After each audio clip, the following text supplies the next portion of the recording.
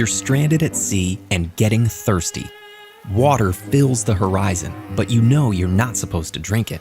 So, what would actually happen to you if you did? And how can you find a way to hydrate?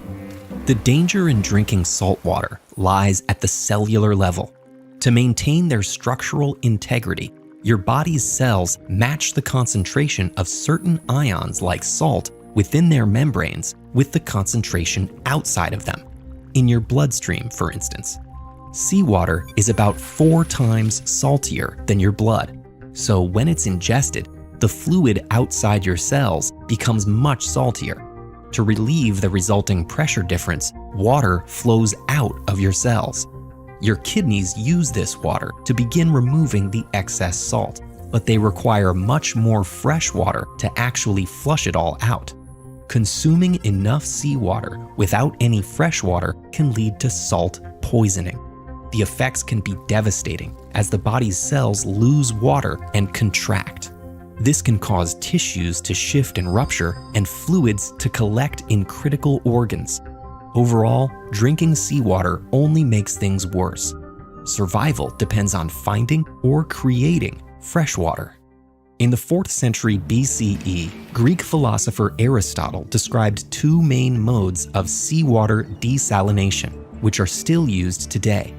One is thermal and relies on heating seawater to yield vaporized, condensed freshwater, a method ancient Greek sailors used regularly. The other is reverse osmosis, which uses pressure to push seawater through a salt filtering membrane, a process Aristotle documented with a sealed wax jar. In the intervening millennia, people continued using and innovating on these methods. Making potable freshwater from seawater is a bigger project now than ever. Today, 2 billion people can't access clean drinking water, and 87 different countries, including many currently considered water-rich, are projected to be water scarce by 2050.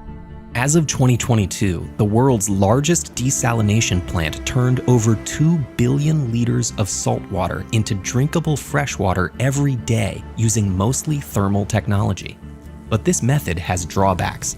A lot of energy is required to generate the necessary heat, which is usually provided by fossil fuels.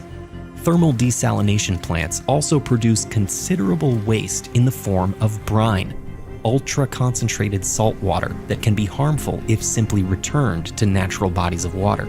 Many see more promise in reverse osmosis, which nowadays uses synthetic membranes to filter out salt and other impurities. Overall, it's more energy efficient and less briny than thermal desalination. As of 2020, around 17,000 desalination plants supplied more than 300 million people with fresh water, most of them using reverse osmosis. Those numbers are increasing, but waste, cost, efficiency, and sustainability remain big issues. More research is needed to make renewable-powered desalination plants energy and cost-effective at larger scales. Meanwhile, another body of water appears promising in combating water scarcity: wastewater. Reverse osmosis membranes actually require less energy to remove contaminants and the small amounts of salt found in wastewater than they do to desalinate salt water. And importantly, wastewater recycling operations still yield pure, safe drinking water. Okay, but back to the boat stranded at sea. First, a couple dehydration don'ts. Drinking your own urine isn't recommended because a few days of filtering accumulating waste products without any freshwater relief can cause kidney damage. And while it might feel counterintuitive, if you don't have any fresh water to drink, it's best not to eat, especially protein-rich food, because your body doesn't have enough water to digest it without becoming more dehydrated. You can, however, work to secure freshwater sources using any water-wicking materials you can find to help collect rain and dew. And you could get a low-tech thermal desalination operation going by letting seawater sunbake in containers and collecting the condensation. You can also try getting some hydration by drinking bird and turtle blood and fish spinal fluid and eyes. Maybe that sounds unappealing, but desperate times might call for a collection of thirst-quenching measures. Ready to keep learning? Watch these videos to either challenge what you think you know or learn more about what you don't. Subscribe and stay curious.